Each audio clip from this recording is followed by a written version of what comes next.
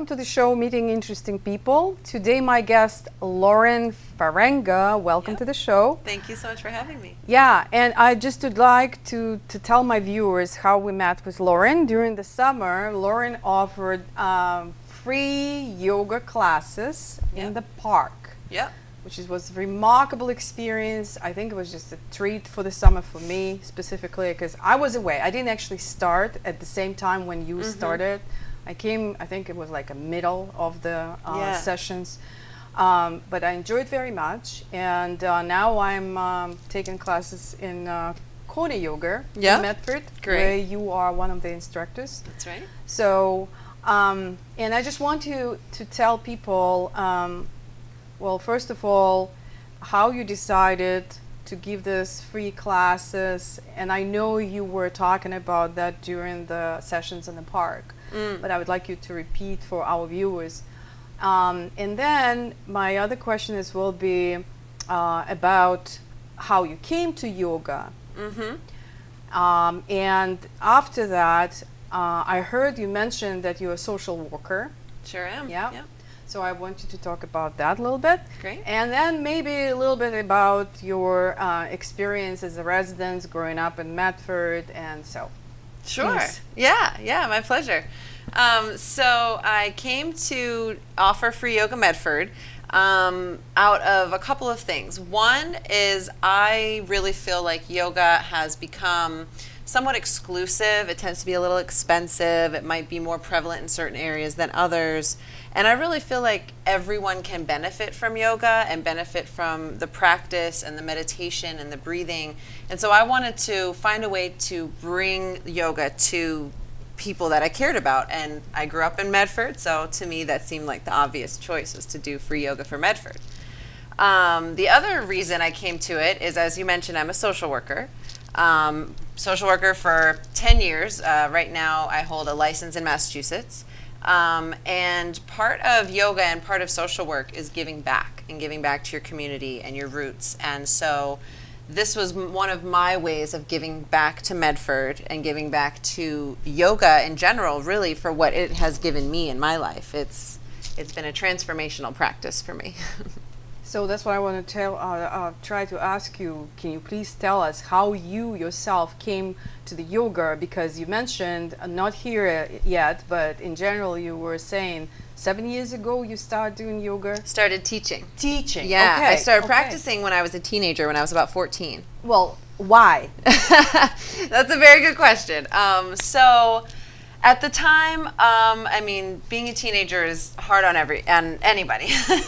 But when I was 14, there was a couple of things that were going on for me. One was I went through a sexual assault, and so that caused me a lot of depression, caused me to be really disconnected from my body. I had insomnia, and one of my close family friends, my mom's friend, introduced me to yoga as a way to reconnect, to help alleviate some depression and really get some good sleep. And when I started doing one of the practices she recommended at night, it immediately worked and I could sleep and I felt great. And I was like, okay, so there's something to this yoga thing. Like, let me delve into this a little bit more. So where did you go? Did you go in? So at first I just started practicing at home, and then what did you use? Videotape? I used a book. It was a Rodney Yee book. He's like a big yoga guy. So I followed one of his books. I believe it was called Poetry of the Body or Poetry of Yoga, something like that. Wow. And then once I noticed how it worked, I became more interested. I started taking a couple classes here and there. I continued my practice semi-regularly, like, once a month, maybe a couple times a month, taking classes and doing stuff at home for myself. So you were doing on a regular basis? On a pretty regular basis, yeah. Not daily yet, but pretty regular still. And I continued that all the way through college, and it really helped me come into myself and really find myself. And then after college, I was diagnosed with Crohn's disease, which is an inflammatory bowel disease. Right. And again, I had some depression. I was disconnected from my body because what I wanted it to do, it wasn't doing. I couldn't eat. I couldn't process food. And so once again, I really delved into my yoga practice, and that ultimately is what got me through and out the other side. It took over a year of testing and surgeries and things to truly get to the root of what the issue was. And about 3 months after my final surgery, which was in December of 2010, I started a yoga teacher training, I want to say February of 2011. And it just like opened up a whole new world. I took my yoga practice to a whole nother level, and I really decided that yoga has given me so much. It has now healed me twice in my life. I need to share this with other people, and I really became dedicated to sharing yoga with others and teaching them. And that's one of the reasons why it's so important for me to offer free yoga Medford, because it can heal. It really can, and I want people to experience that. Wonderful. Well, I'm very impressed. What I would like to say that is sometimes people think about yoga just as exercise. Right. And it's like, okay, this is Zumba, this is yoga. But I remember that during the practice, even this summer session, you were mentioned, it's not just an exercise. It's a combination, and we know, sometimes people doesn't know what the yoga means. Right. So it's a unity, mind, body, and spirit. Definitely. So, and I think the Crohn's disease is mostly emotional basis also. There is some evidence to that. Yeah, I definitely, when I was in graduate school for social work, I got into the chakra system, and I really started to learn how what the yogis call the chakras relate to what we have in our world developed as like psychological categories or developmental issues and things like that, and it all lines up with the chakra system. It's very, very similar. And so I've started to really get more into chakra yoga and connect the mind and body together. Well, we need to did a little bit of explain that our this viewers summer. about what's a chakra. Yeah, sure. Good call. So in yogic thought, in philosophy, they believe that we have 7 centers of energy along the center of our body. If we look at our body anatomically, there's also 7 nerve ganglia centers from the base of the spine all the way up to the brain, being the 7th one, which corresponds to your 7th chakra. Each of the chakras is said to have its own type of energy, its own issues that it is linked to, and its own physical attributes within your body. So, for instance, our first chakra, which is at our tailbone, is said to be like our basis, our foundation. So that's where our origins come from, our family issues. It's our center of like trust and safety and security, those very basic needs. And if you were to look at, say, Erickson's developmental chart or the Maslow hierarchy of needs, which are these psychological concepts, it lines up with exactly what the chakra system is telling you. So I've really started to get into that. And even in Free Yoga Medford, we did a couple of chakra practices as I felt they were appropriate for everybody. And they're very empowering. I like how you put they believe. I mean, it's really exist. People just don't want to acknowledge that. Right. And each chakra has its own color, Yes. its own sound. Yeah. And it's connected to the music, do, re, mi, fa, sol, la, ti. So we know that. I actually, when I'm teaching piano, I'm telling my students about chakras and connection with it music. relates to everything. It really does. Yeah. Yeah. So we need to bring this education more and more to people, because they know agree. better about what type of car they drive, what type of computer they have, what the brand of this or what the brand of that, but they don't know anything They about don't know their what's own going body. on inside. Exactly. And one thing I've started doing, which is a true combination of yoga teaching and social work, is I've started doing mind-body therapy. And so it's a practice where we're doing some traditional therapeutic work, and then we're doing a yoga practice, a chakra yoga practice, that is directly related to whatever the issues were we were just talking about. And it is so healing. Well, now and you so need to tell our transformational. viewers where they can find you. Of course, we will put Yeah. your website, Great. but Yeah. now you need to tell us where you're teaching, where you're working, that they can find you. Definitely. I mean, I teach all over the Boston area. I do private work, but I also teach at the Corner Studio 3 times a week, which is on Main Street in Medford. And I teach Free Yoga Medford during the summer. And you can always find me online at laurenfarenga.com. Yeah, but you did mention that actually this card we have at the studio, it doesn't mention your chakra course. Oh. And you need to tell people this on Saturday. What is it, noontime, correct? Mm-hmm. Yeah. So it's not in that card when people come and visit and they take the card. Oh, okay. It's not there. I'll be sure to add that. That's a good call. Yeah. So, and now tell your experience, how you grew up in Medford, and what else we should improve in Medford. By the way, since I was absent for 2 years in Arizona, helping my daughter with my granddaughter, I don't know how long ago the studio were open in Medford. Corner studio? Not just corner. I realized we have 3, right? I believe so. Yeah. I think they all popped up within the last 2 or 3 years. I know we just celebrated as soon as I Corner's. left. I think Corner just celebrated their 3rd year, and I Okay. think Borealis was somewhere around the same time. Okay. Yeah. I think we need more space. You can see that there's more and more people coming. It's getting more and more popular. Yeah. And one thing I loved about Free Yoga Medford was you would get all types of people, not Right. just like your typical yogi who's, Right. into fitness and in that world.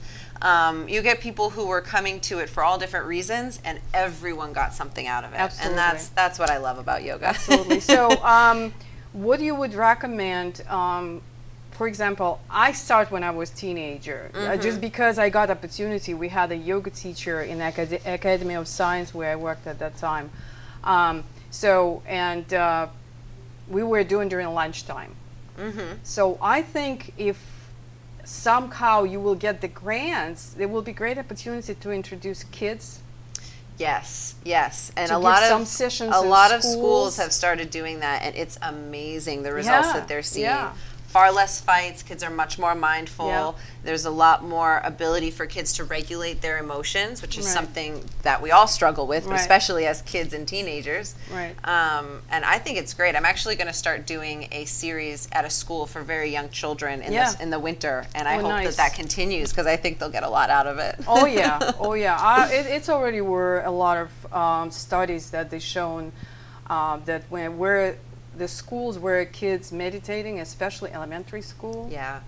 it's much better, less problems, psychological, emotional, whatever. Yep. And the sooner you learn those skills, they just stay And they with you. learning and studying better also. Yeah. And I think it's very beneficial when the family does yoga together, parents and children. Yeah. So it could be classes just for kids, classes for family, or maybe just for couples.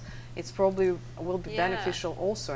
Instead of go to psychiatrist or psychologist, Yeah. just come to the private session or maybe group session of yoga. And Definitely. I think when I do clinical partner work, when Okay. I'm working with couples, I always incorporate some yoga stuff because the ability to connect on a physical level, even just holding hands as you like breathe together, is super powerful. And so I think that that's a huge benefit for I was seeing everybody. your mom; she was there too during the Yeah, summer my session. family was coming to Your Free sister Yoga were Medford. My teaching. sister was demonstrating the poses. Did she finish already her like? Not yet. She's still Okay. working on her yoga teacher training. Okay. But yeah, she's getting there. Yeah, great. Well, as I mentioned before to you, that I was looking for a yin yoga specifically because that's how I get acquainted in Arizona, and I like it.